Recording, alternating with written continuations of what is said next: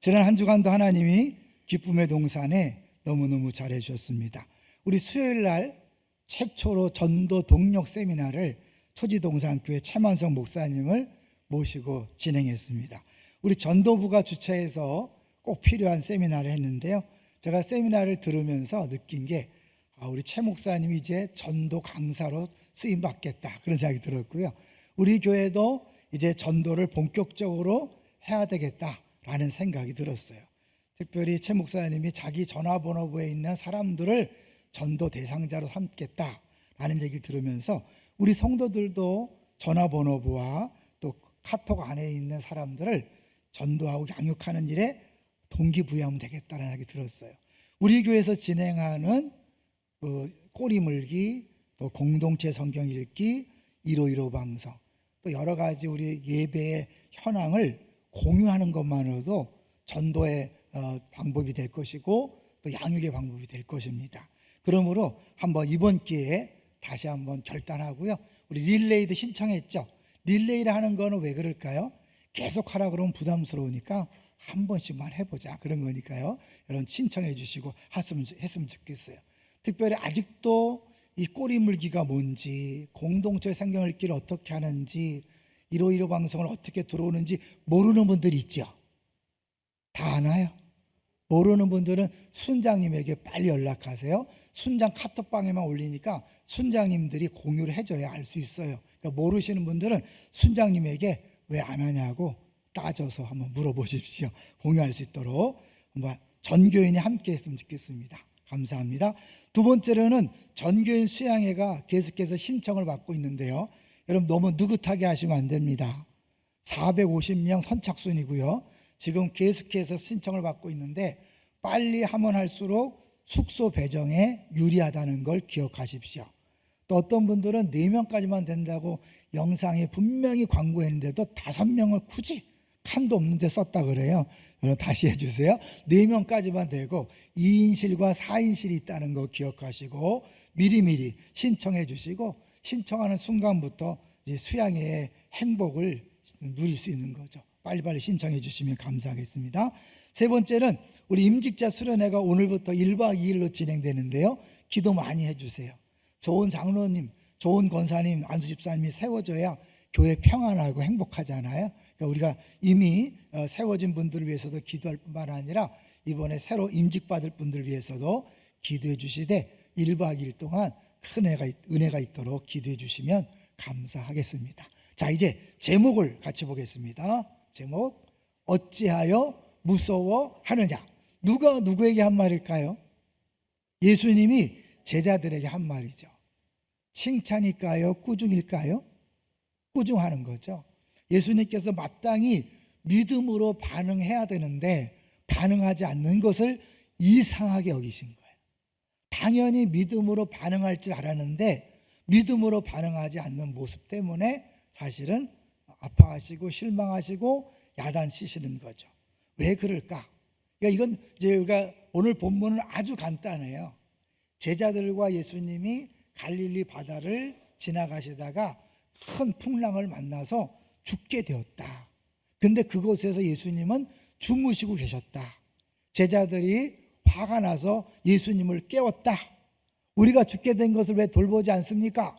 그랬더니 예수님이 일어나서 딱 두 단어, 잠잠하라, 고요하라, 두 단어로 파도와 파도를 잔잔케 하고 제자들을 꾸짖으셨다. 왜? 우리 40절입니다. 40절 한번 같이 보겠습니다. 시작. 이에 제자들에게 이르시되 어찌하여 이렇게 무서워하느냐? 너희가 어찌 믿음이 없느냐 하시니, 왜 믿음이 없느냐? 믿음을 줬는데 왜 믿음을 발휘하지 않느냐? 그런 거죠. 자, 그러면이죠, 오늘 이렇게 나오게 된 배경을 알아야 이 말씀이 더 쉽게 이해됩니다. 제가 말씀을 준비하면서 이 봄에 맞는 말씀이다, 그런 생각이 들었어요. 우리 한 2주 동안은 다윗의 죄로 인한 고난에 대해서 봤잖아요. 오늘은 우리의 죄와 전혀 상관없는 고난이 왔을 때 어떻게 반응할 것인가를 같이 한번 생각해 볼 텐데요. 많은 사람들이 고난이 오면 어떻게 반응해요? 왜 나에게? 왜 우리 집에 이런 고난이 왔을까? 주님, 내가 뭘 잘못했다고 이런 고난을 주십니까? 왜? 그렇게 하잖아요. 그러니까 성경을 잘 모르기 때문에 그렇게 반응하는 거죠. 자, 이제 오늘 본문을 한번 보겠습니다. 35절을 같이 보겠습니다. 시작. 그날 저물 때 제자들에게 이르시되 우리가 저편으로 건너가자 하시니. 누가 누구에게 한 말이죠? 예수님이 제자들에게 저편으로 건너가자. 예수님이 시키신 일, 예수님이 주도하신 일, 예수님이 가자고 한 일에 문제가 생겼다는 거예요. 두 번째 36절 볼까요? 시작. 그들이 무리를 떠나 예수를 배에 계신 그대로 모시고 가매 다른 배들도 함께 하더니. 예수님도 배에 계셨어요. 예수님이 시작하시고 예수님이 가라고 한 그 길에 예수님이 함께 계신데 왜 문제가 있냐 이거죠. 우리 그렇잖아요. 내가 신앙생활 잘하는데 왜 나에게 암이 오고 왜 우리 가정에 문제가 생기는가? 이럴 줄 몰랐다. 이러려면 내가 예수 왜 믿냐? 이런 분들이 많아요, 적어요? 많죠. 고난이 왔을 때 1차적인 반응이 왜 나에게 우리 가정에 이런 고난이 왔냐? 그럴 수 있다는 거예요. 예수를 잘 믿는데도 우리가 죄를 안 졌는데도 고난이 올 수 있다. 폭풍을 만날 수 있다. 그것이 오늘 본문이에요. 자, 37절입니다. 37절 시작. 큰 강풍이 일어나며 물결이 배에 부딪혀 들어와 배에 가득하게 되었더라. 네, 큰 광풍이 일어났대. 근데 지금 어디죠, 여기가? 갈릴리 호수입니까? 갈릴리 바다입니까? 네, 호수인데 크기 때문에 바다라고 그런 거죠. 호수인데 파도 치는 거 봤어요? 호수에 파도가 치나요? 거의 없어요. 그런데 왜 갈릴리 호수에는 이 큰 파도가 쳤다고 그럴까요? 거짓말? 꾸며낸 이야기? 아닙니다. 지형상 그럴 수밖에 없는 거예요. 그래서 1번을 보여주시면 그 풍랑이 일어나는 이유를 한번 설명하는 내용이 있습니다. 어떻게 호수에서 이 파도가 치고 이런 일이 일어날 수 있는지 이게 너무 궁금해요. 지중해는 따뜻한 바람이 요 골짜기를 타고 막달라 요쪽으로 해가지고 요 바람이 일리 들어오는 거예요. 따뜻한 바람이. 예. 그리고 헬문산이 있어요. 이 찬 공기가 이 요단 계곡을 따라서 또 일리 들어오는 거예요. 지형이 그렇게 돼 있어요. 이 도보 골짜기를 따라서 따뜻한 바람이 들어오고 네. 요단 계곡을 따라서 찬바람이 들어오는데 동서가 높은 지역이에요. 빠져나갈 데가 없어요. 그러니까 가끔 가다가 이 두 개의 바람이 동시에 불 때가 있죠. 그러면 호수이지만 돌풍 같은 게 일어나는데 오늘 성경의 말씀처럼 죽게 되었나이다. 이렇게 큰 풍랑이 일어날 수 있는 지형이 이렇게 돼 있더라고요. 네, 지형상 헐몬산 들어보셨죠? 헐몬산의 이슬처럼 헐몬산은 만년설이 덮여 있고요. 거기서 정말 스키도 탄대요. 이스라엘 사람들이 1년에 한 두세 달은 스키도 타고 한다고 하더라고요. 거기서 찬바람이 내려오고 왼쪽에서 따뜻한 바람이 들어오는데 여기 만나면 풍랑이 일어나는 거죠. 폭풍이 일어난다는 거죠. 그러면 이것이 가끔 일어날까요? 자주 일어날까요? 자주 일어나겠죠. 그러니까 예수님 제자들은 이 풍랑이 있는 것을 많이 경험했을 거예요. 그런데 오늘 본문에서 제자들이 당황하고 죽게 되었다는 것은 이게 보통 풍랑이 아니고 보통 바람이 아니라는 거지. 여기 의미가 있어요. 보통 바람이 아니다. 보통 풍랑이 아니다. 그래서 심지어 이 부분을 영어 번역 성경을 보면 재밌게 표현했죠. NIV는 미쳐 날뛰는 돌풍이다. 미쳐 날뛰는 돌풍. 그리고 NASB는 맹렬한 강풍이다. 그렇게 번역했는데 이 맹렬한 강풍은요 보통 시속 75마일이래요. 그 말은 우리로 환산하면 시속 120km, 초속 33m니까 웬만한 배는 감당이 안 되는 거죠. 이렇게 엄청난 바람이 불었는데 예수님께서 간단하게 명령하시고 꾸짖어서 잠잠케 해요. 한번 볼까요? 39절입니다. 39절 시작. 예수께서 깨어 바람을 꾸짖으시며 바다더러 이르시되 잠잠하라 고요하라 하시니 바람이 그치고 아주 잔잔하여지더라. 큰 소리도 안 쳤어요. 잠잠해 고요해. 우리 같으면 어떻게 해요? 나사렛 예수 이름 명하노니 잠잠할지어다 막 그랬을 거 아니야. 근데 예수님이 그럴 필요도 없어요. 그냥 야 이제 그만해, 고요해. 그랬더니 완전히 여기 어때? 아주 잔잔해졌더라. 그냥 우리 얼굴이 보일 정도로 그렇게 잔잔해졌다는 거죠. 여러분, 상상이 안 될 정도로 평상시보다 큰 방풍에게 마치 사람을 꾸짖듯이 잠잠하라, 고요하라 했다는 건 뭐예요? 뭔가 인격체에 대한 얘기라는 거죠. 그리고 여기 영적인 의미가 있는 거예요. 사단이 공격하는 것으로 볼 수도 있는 거죠. 사실 이 부분은 이 마가복음 전체에 대해서 알 때 더 이해가 돼요. 한번 3번을 보여주시면, 요거 전에 이 호수의 크기를 우리 오간사님이 잘 했는데 보여줬으면 좋겠어요. 이 호수의 크기가 신기하게요, 안산시하고 똑같은 거 있죠. 저도 몰랐는데 이번에 근데 결국 이렇게 된 그 갈릴리 호수를 이렇게 바꾸면 안산시가 되는 거죠. 그러니까 안산시만한 호수니까 배를 타고 가는데 금방 갈까요? 좀 많이 갈까요? 많이 가고 그 안에서 예수님이 주무시고 풍랑만을 쩔쩔매고 하는 것이 또 상상이 되는 거죠. 좁은 뭐 우리 같이 호수라고 생각하면 말도 안 되는 얘기인데요. 자, 그런데 이제 이 마가복음의 핵심이 뭔가 3번을 보여주시면 3번에 읽어보겠습니다. 시작. 마가복음 전체적 흐름은 예수가 누구인가라는 질문을 중심으로 그에 대한 긍정적인 선언 및 고백과 부정적인 오해 및 음해들이 되풀이되는 방식으로 엮어진다. 예수를 하나님의 아들로 선포하는 첫 선언으로 시작하여 이 사람은 진실로 하나님의 아들이었다라는 백부장의 고백으로 마친다. 한마디로 마가복음에서 핵심이 뭐예요? 예수님이 누구인가? 예수님이 왕이시고 하나님이시고 구세주라는 것을 계속해서 보여주는 거예요. 오늘 이 내용도 예수님이 진짜 만왕의 왕이시고 천지를 창조하신 창조주라는 것을 보여주기 위해서 예수님이 의도적으로 제자들에게 실습을 시킨 거죠. 그래서 어떤 분이 이것을 행동하는 설교라 그렇게 표현했어요. 왜냐하면 앞부분에 4개의 비유를 쭉 말씀하셨어요. 뭐에 대해서?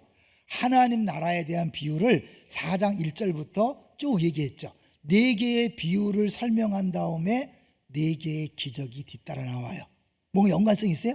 4개의 비유, 4개의 기적.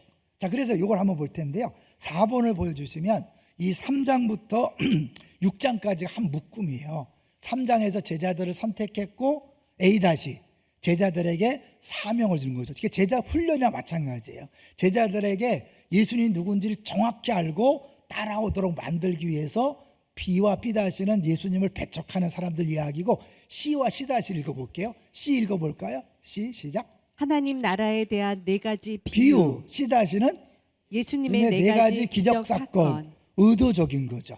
말로 가르치신 다음에 하나님 나라 이런 거야 가르친 다음에 실제로 하나님 나라가 눈앞에서 펼쳐지는 걸 보는 거예요. 첫 번째 기적을 통해서 천지 만물의 창조자임을 보여주는 거죠. 자연 만물이 예수님 말에 복종하는 것이고, 두 번째 기적, 이거는 이제 한번 같이 볼 텐데요. 우리 6번을 한번 보여주세요. 6번을 보여주시면 두 번째 기적은 뭡니까? 거라사에 귀신 들려 미친 사람, 광인, 내 이름하고 비슷해요. 광인을 고치시는 거죠. 그러니까 천지 만물을 통치하시고 귀신을 주장하시고 귀신을 쫓아내시고 혈루증 같은 여인 병을 고치시고 야이로의 딸 죽은 자를 살리는 거죠. 그러니까 예수님이 왕으로 오셔서 메시아로 오셔서 하나님 오셨기 때문에 저런 것들이 가능하다는 거죠. 지금 우리 청년부가 하나님 나라에 대해서 계속해서 관심을 갖고 집중하는데요. 하나님 나라가 씨 뿌리는 자의 비유에서 보면 어떻게 해요? 3가지의 빚에서는 열매를 맺지 못합니다. 너무 시시해. 3가지의 밭에서는 열매가 안 나타나. 근데 4번째 밭에서는 30배, 60배, 100배죠. 우리는 하나님이니까 뭐든지 다 되고 문제가 없을 거 생각하지만 복음을 전하는데 3번은 실패하는 거예요. 3-4번 실패하는 거예요. 4번째 되는 거죠. 이게 반대가 있고 핍박이 있고 어려움이 있지만 결국 하나님 나라가 든든히 세워진다. 여기 풍랑도 결국 뭐라 그랬어요? 잠잠하라, 고요하라. 인격체에 대한 명령이라 그랬죠. 사단의 방해. 그래도 불구하고 예수님이 그것을 다 물리친다는 것을 보여주고 있는 거죠. 이해되시나요? 왜 하필이면 예수님을 모시고 가고 예수님이 가라고 한 이곳에 문제가 생기는가? 예수님은 우리를 변화시키는데 목적을 두고 있는 거예요. 모든 것이 합력하여 선을 이룬다. 그게 좋은 일만 있는 게 아닌지 아시죠? 분명히 선이 아닌 나쁜 일도 있는데 그걸 합력해서 선을 이루는데 그 선이란 뭐냐면 내가 아무것도 할 수 없고 예수님을 의지해야 된다. 하나님만 믿어야 된다라는 것이 선이에요. 그거를 집중적으로 가르치고 있는 거죠. 그래서 여기 보면 풍랑이 막 이는데 예수님 뭐 하고 있었어요? 주무시고 있었어요. 근데 우리가 볼 때는 야, 물이 들어와서 빠져 죽겠는데 잔다는 게 맞나? 거짓말 하냐? 그래서 한번 그림으로 준비해 봤어요. 예수님이 고물에 누워 계셨다 그랬죠? 고물이 뭔가? 고물상 고물이 아니에요. 이물과 고물이죠. 그래서 배 뒤쪽이 고물인데 배 뒤쪽에 저렇게 안에 들어가서 쉴 수 있는 공간이 있겠죠. 그죠? 그러니까 예수님이 그 안에 닫고 들어가서 주무시고 있는데 문제는 제자들이 이렇게 죽게 되어 있는데 예수님이 주무시고 있다는 거예요. 피곤해서 주무셨겠지만 또 뭐예요? 의도적으로 주무셨겠죠. 제자들이 어떻게 하는가를 보시려고. 근데 제자들이 어떻게 했어요? 막 난리 쳤죠. 볼까요? 38절 다시 보겠습니다. 38절 제자들이 예수님에게 뭐라고 말했나 보세요. 38절 시작. 예수께서는 고물에서 베개를 베고 주무시더니 제자들이 깨우며 이르되 선생님이여 우리가 죽게 된 것을 돌보지 아니하시나이까 하니. 어떻게 부드럽게 예수님 우리를 돌보지 아니하십니까? 그렇게 했어요? 뭐 하는 겁니까 예수님? 우리가 죽게 됐는데. 어떻게 했을 것 같아요? 분명히 성질을 빡빡 내면서 했겠죠. 그죠? 우리가 주님 기도하는데 왜 응답 안 합니까? 내가 그렇게 새벽마다 기도하고 애쓰는데 뭐 하는 것입니까? 살아계신 거 맞습니까? 이렇게 불평하는 사람 있어요 없어요? 제자들의 모습인 거죠. 내가 열심히 기도하는데 주님 왜 이렇게 우리 집에 문제가 생겼고 기도하는데 왜 해결이 안 됩니까? 도대체 살아계신 거 맞습니까? 나를 살아가는 거 맞습니까? 이게 우리 신앙생활의 문제잖아요. 사실은 이제 우리가 이 겨울에는 추위가 와도 잘 버텨요. 그죠? 근데 봄에 추위가 오면 어떻게 해요? 잘 못 버티죠. 왜냐면 겨울은 어차피 추울 거라 생각하고 잘 버티는데 봄에는 안 추울 줄 알다가 추우면 힘들잖아요. 우리가 고난도요, 잘못할 때, 죄질 때만 온다고 생각하면 고난을 못 이겨내요. 근데 고난은 죄질 때만 오는 게 아니에요. 오늘 본문은 왜? 죄와 상관없어요. 아무 문제 없었어요. 예수님이 가라 그랬어요. 가자 그랬어요. 예수님 함께 있어요. 그런데 고난이 왔잖아요. 여러분 이게 신앙생활이에요. 어쩌면 우리 죽을 때까지 고난 속에서 신앙생활 할 수도 있어요. 왜? 주님께서 우리를 거룩하게 만들기 원하시니까. 예수님을 닮아가게 하기를 만드시니까. 이제 나중에 또 얘기하겠지만 엘리자베스 엘리엇이라는 사람이 이렇게 고백했어요. 우리에게 그분이 필요하다는 것을 배우기 위해서는 고통이 필요하다. 포도주가 떨어지지 않았다면 사람들은 예수님을 제대로 알아보지 못했을 것이다.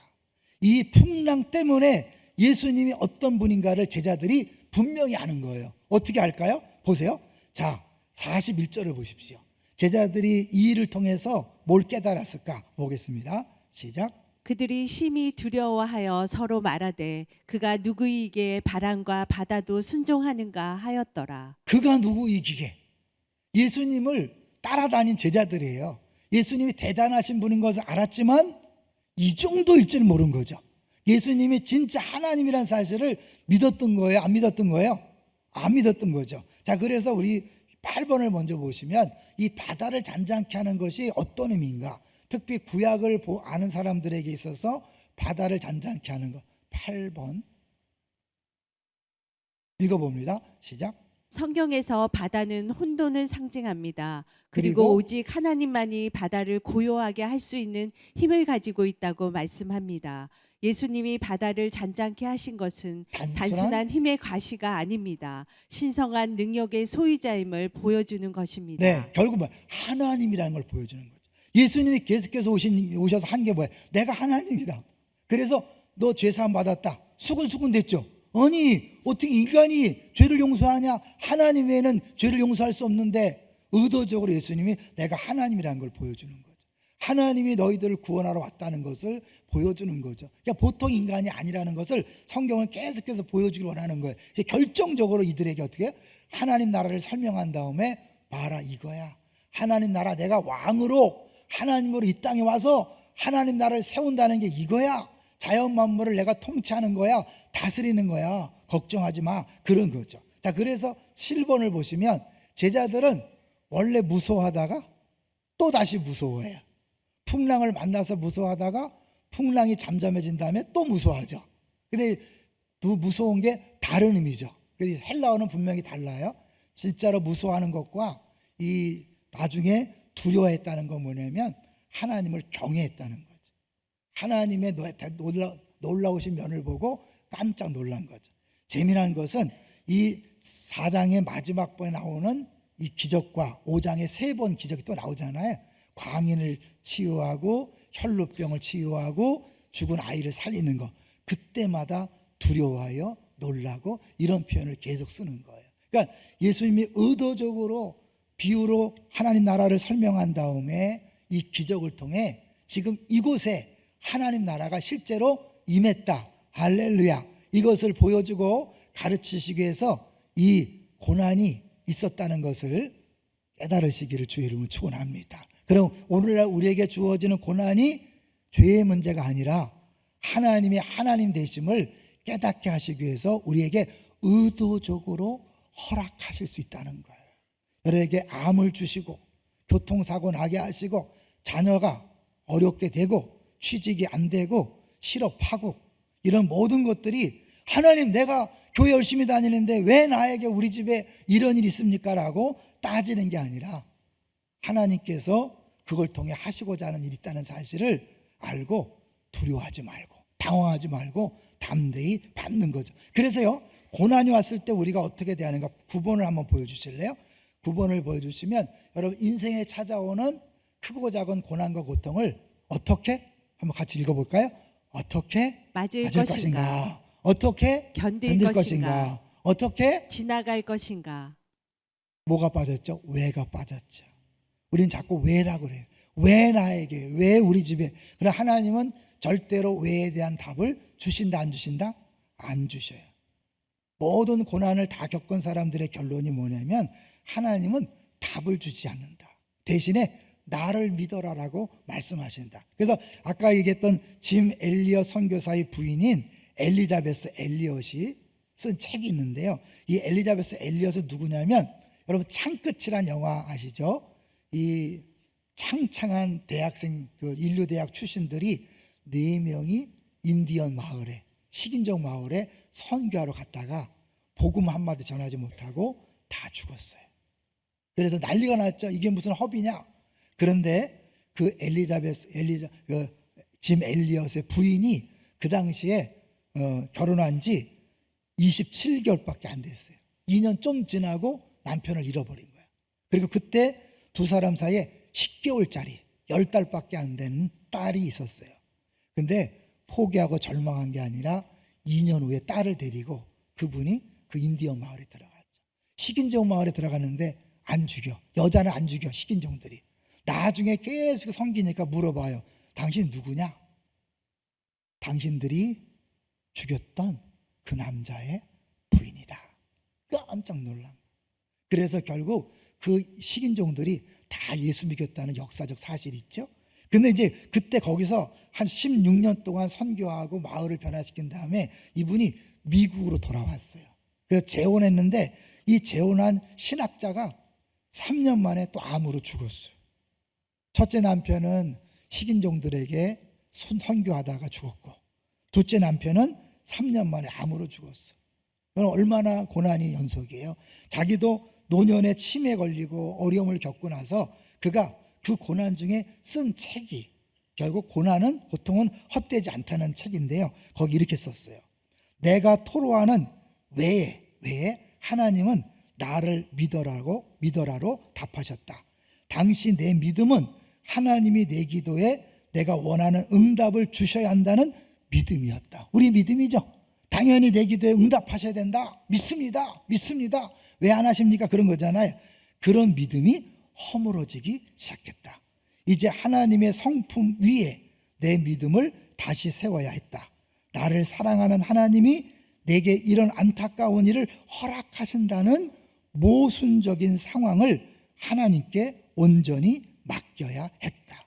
이런 믿음은 믿습니다가 아니라 하나님의 신실하심, 사랑하심을 믿고 맡기는 거예요. 내게는 두 가지 선택사항만 있다. 하나님을 하나님으로 믿든가 믿지 않든가, 내 삶이 영원하신 팔에 안겨 있다고 믿든가 우연에 달려 있다고 믿든가. 여러분은 정말 하나님의 팔에 여러분이 안겨 있다고 믿습니까? 그러면 평안하시기를 주의 이름으로 축원합니다. 안심하십시오. 두려워하지 마십시오. 우리에게 그분이 필요하다는 거 아까 얘기했죠? 고통이 필요하다 그랬어요. 근데 이분이 이런 말을 썼어요. 재미난 말이에요. 내 짐을 여호와께 맡기라, 그가 너를 붙드시고. 시편에 나오는 말씀이죠. 그런데 놀랍게도 그리고 감사하게도 여기서 짐이라는 단어는 히브리어에서 선물과 같은 단어이다. 내 짐을 여호와께 맡긴다는 건 뭐예요? 무겁다는 거잖아요. 힘들다는 거잖아요. 근데 그 짐이 선물이라는 거예요. 내게는 이것이 인생을 변화시킨 발견이었다. 나를 죽이는 것들에 감사하면 희미하게나마 그것들을 선물로 보기 시작할 수 있다. 하나님이 나 스스로는 절대 선택하지 않았을 것들을 통해서, 내가 선택하라면 안 했을 거잖아요. 그걸 선택하는 것, 그것을 통해서 구원의 길을 가르치기 원하신다는 사실을 깨달을 수 있다. 결론이 뭐냐면 우리의 고통은 결코 헛되지 않다는 거죠. 하나님께서 우리에게 원하지 않는 폭풍 속에 들어가게 하실 수 있습니다. 아마 지금 여기 앉아있는 분들 중에도 난 아직도 그 폭풍 속에 있다고 느끼시는 분이 있을 거예요. 신실하신 하나님, 우리를 사랑하신 하나님, 여러분에게 그것을 허락하실 때는 분명한 의미가 있는 거죠. 하나님 빨리 해결해 주세요. 왜 나에게 주셨어라고 울고불고 한다고 해결되지 않아요. 그걸 통해서 하나님이 누구이신가를 여러분이 경험하기를 원하시는 거예요. 그래서 이제 한번 그림을 볼 텐데요. 이제 이 오늘 마가복음 내용을 화가 렘브란트가 그림을 그렸는데 그걸 또 해설하는 영상이 있어요. 한번 같이 보겠습니다. 오늘 우리 함께 볼 작품은 렘브란트의 갈릴리 바다의 폭풍으로 작품입니다. 이 그림은 마가복음 4장에 나오는 갈릴리 호수에서 풍랑을 만난 제자들과 예수님에 대한 이야기이지요. 바람과 물로 배가 흔들릴 때에 사람들의 어찌할 줄 모르는 그 표정 하나하나를 적나라하게 보여주는 그런 모습을 연출해주고 있습니다. 제일 위에 있는 사람은 겁에 질려서 그저 무서워 떨고 있습니다. 지금 예수님을 흔들면서 적극적으로 주님을 지금 깨우고 있습니다. 상황을 설명하는 듯이 두 팔을 벌리고 구체적으로 표현하고 있습니다. 출렁이는 파도에 구토로하듯이 고통스러워하고 있습니다. 무릎 꿇고 기도하는 제자가 있습니다. 단단히 키를 붙잡고 있는데 그의 시선은 예수님께 가 있습니다. 한 사람은 바닥에 앉아 가득 찬 물들을 손내고 있습니다. 이 인물을 렘브란트 자신이라고 해석하기도 하는데 우리를 바라다 보면서 지금 말하고 있는 듯합니다. 당신은 이 12명의 제자 가운데 누구입니까? 네, 여러분은 폭풍을 만난 그 배에 있다면 어떻게 고난에 반응하시겠습니까? 라고 묻고 있는 거죠. 여기 40절에 보면 예수님이 제자들을 꾸짖는 장면이 나옵니다. 한번 같이 읽어볼까요? 40절 시작. 이에 제자들에게 이르시되 어찌하여 이렇게 무서워하느냐, 너희가 어찌 믿음이 없느냐 하시니. 이거를요 표준 세번역에서는 왜들 무서워하느냐, 아직도 믿음이 없느냐. 공동 번역은 왜 그렇게들 겁이 많으냐, 아직도 믿음이 없느냐. 아직도라는 건 뭐야? 너희 충분히 내가 말했고 행동으로 보여줬기 때문에 믿음을 갖고 있는데 그 믿음을 왜 써먹지 않느냐는 거죠. 하나님 우리에게 감당치 못할 시험당함을 허락지 않으셨다. 이게 제일 듣기 싫대요. 고난당하는 사람들이 말할 때 보면 나 그 말 싫대. 감당할 수 있으니까 고난을 주셨다. 싫다는 거야. 그러니까 여러분 싫어도 그게 성경의 원리예요. 내가 감당할 수 있는 것만큼 주는 거예요. 예수님이 그 풍랑 있는 바다로 예수 제자들을 이끌고 가신 건 뭐예요? 그들이 믿음으로 반응하기를 원하셨고 기대하셨다는 거예요. 우리에게 어떤 어려움이 왔다. 여러분 죄의 문제가 아니라 여러분 아무 상관없는데 어려움이 왔다. 하나님이 그것을 감당할 수 있다고 여러분을 믿기 때문에 그걸 주셨고 거기서 믿음으로 반응해서 믿음의 훈련을 시키는 거예요. 그리고 결국 그 고난을 통해서 하나님이 어떤 분인가를 알아가게 만드는 거죠. 그 하나님 알면 어떻게 될까요? 전짜 경외하는 거죠. 진짜 경외. 이게 이제 어려운 말로 누미노제 이런 뜻이 단어가 있어요. 이거는 뭐야? 인간이 스스로가 피조물이라는 것을 절감하게 되는 무섭고도 거룩한 신비의 경험으로서 외경심을 불러일으키는 전율적인 무서움이다. 압도적인 권위, 절대 타자로서의 신비 경험을 말한다. 그러니까 하나님이 너무 크다는 것을 발견하는 거예요. 내 생각보다 너무 크다는 걸 발견하는데 그 두려움만 있는 게 아니라 그분과 하나가 되고 싶은 열망이 생긴다는 거예요. 그래서 이거를 말해서 이 거룩한 두려움과 거룩한 매혹이 있다.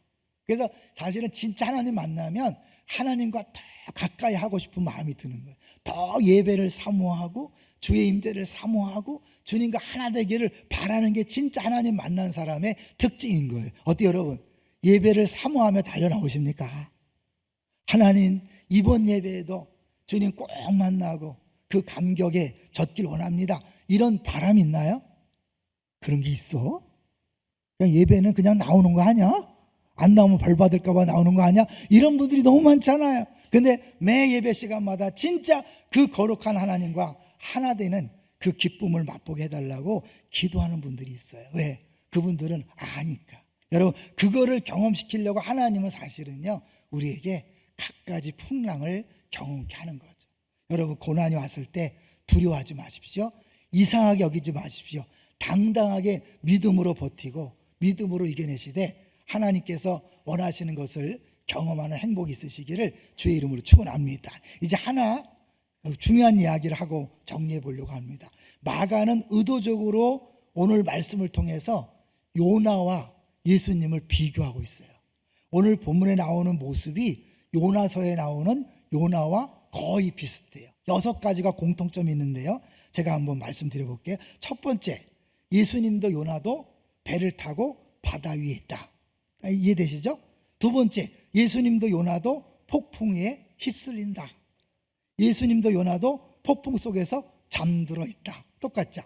선원들이 우리는 죽어가고 있다고 말한다.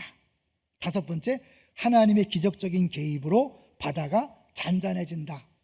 차위는 요나를 바다에 던졌을 때 잔잔해지는 것과 예수님이 한마디 딱 2단어로 명령했을 때 잔잔해지는 것, 그것만 다르죠. 여섯 번째, 폭풍 때보다 더 큰 두려움에 빠진다. 폭풍이 해결된 다음에 더 큰 두려움에 빠지잖아요. 왜 이렇게 의도적으로 비교할까요? 예수님은 난 요나보다 큰 자라 그랬고 진정한 요나라고 얘기하셨어요. 요나가 죽어짐으로 풍랑을 잔잔케 했잖아요. 자기 죄 때문에 풍랑이 일어나서 자기가 죽어야만 풍랑이 잔잔해진다고 했고 죽었죠. 바다에서 빠졌죠. 예수님은 빠지지 않았어요. 말들만 했어요. 그런데 진정한 폭풍, 진정한 고난, 진정한 광풍이 기다리고 있죠. 뭐죠? 죄와 사망이라는 광풍. 모든 인류를 지옥으로 끌고 가는 죄와 사망이라는 광풍을 주님이 어떻게 해결하셨죠? 십자가에 못 박아 죽으심으로, 자기가 스스로 죽으러 가심으로, 요나가 바다에 빠진 것처럼 예수님 십자가에서 스스로 죽음을 선택하심으로 온 인류를 구원하셨죠.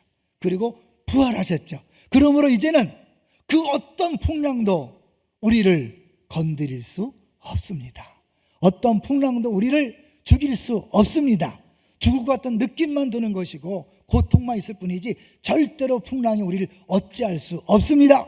믿습니까? 우리는 이 제자들보다도 더 확실한 믿음이 있는 거예요. 왜? 예수님이 이미 죽으셔서 모든 풍랑, 가장 큰 풍랑인 죄와 사망을 해결하셨고 그 해결하신 주님이 부활하셔서 지금 어디 계셔요? 어디 계셔요? 우리 안에 계신 걸 믿습니까? 제자들이 예수님이 배 안에 같이 있다는 걸 정말 제대로 알았다면 두려워할 필요가 있을까 없을까요? 없지요. 만약에 제자가 배가 뒤집혀서 제자들이 죽으면 누구도 죽는 거예요? 예수님도 빠져 죽는 거잖아요. 그런 일이 가능해요? 불가능하죠. 예수님은 죽을 수 없는 분이니까 절대로 그런 일이 일어나지 않아요. 예수님 우리 안에 오셨다는 건, 살아계신 예수님이 오셨다는 건 우리 절대로 죽지 않아요. 죽어도 사는 거예요. 지옥에 안 가요. 우리는 영원한 생명을 얻었어요. 믿습니까? 그러니까 우리 안에 풍랑이 오고 어려움이 올 때 기대하세요. 이것이 우리를 어쩌지 못한다. 다만 내가 두려워하지 않으면, 걱정하지 않고 믿음으로 반응하면 된다. 어떻게 믿음으로 반응할까요?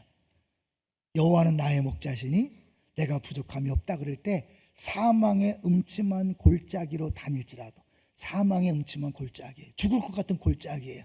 그런데 그때 여호와의 목자 되신 여호와께서 막대기와 지팡이로 나를 안위한다. 막대기 소리를 들려줍니다.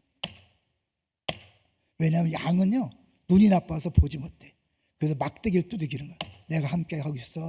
내가 있어. 이 막대기 소리가 뭐냐면, 우리가 고난 중에 있을 때 하나님이 고난을 이길 수 있도록 성도들로 하여금 위로와 격려와 선물과 기도와 사랑과 공동체를 통해서 위로하시는 소리예요. 그 길은 가야 돼요. 지나가야 돼요. 통과해야 돼요. 반드시 통과하고 원수의 목전에서, 원수가 바라보는 곳에서 상을 베풀어 주시면서 먹게 하시는 거예요. 그전에는 무서워서 못 먹어요. 양은 맹수가 쳐다보고 있으면 풀 못 먹어. 근데 음침한 골짜기를 지나면서 목자가 함께 있다는 걸 경험하면 원수들이 보고 있는데도 어떻게 해요? 애들 말로 실실 쪼개면서 먹을 수 있는 거예요. 그만큼 여유가 생기는 거죠. 그게 믿음인 거예요. 주님은 그걸 위해서 고난을 허락하시는 거예요. 여러분에게 지금 있는 고난, 앞으로 닥칠 고난, 어떤 것도 상관없습니다. 아무것도 두려워하지 마십시오. 그 고난을 잔잔케 하시고 이기신 주님이 우리 안에 계십니다. 우리 함께 하십니다. 넉넉히 이길 수 있습니다. 굉장히 두려워서 떨려서 나 교회 안 나가, 시험 들고 상처받았다고 헤매지 마시고 주님 앞에 나오십시오. 기도하십시오. 주님을 의지하십시오. 주님이 한 방에 해결해 줄 수 있습니다. 앞으로 어떠한 일이 있어도 두려워하지 않고 신나게 믿음으로 이겨내시기를 주의 이름으로 축원합니다.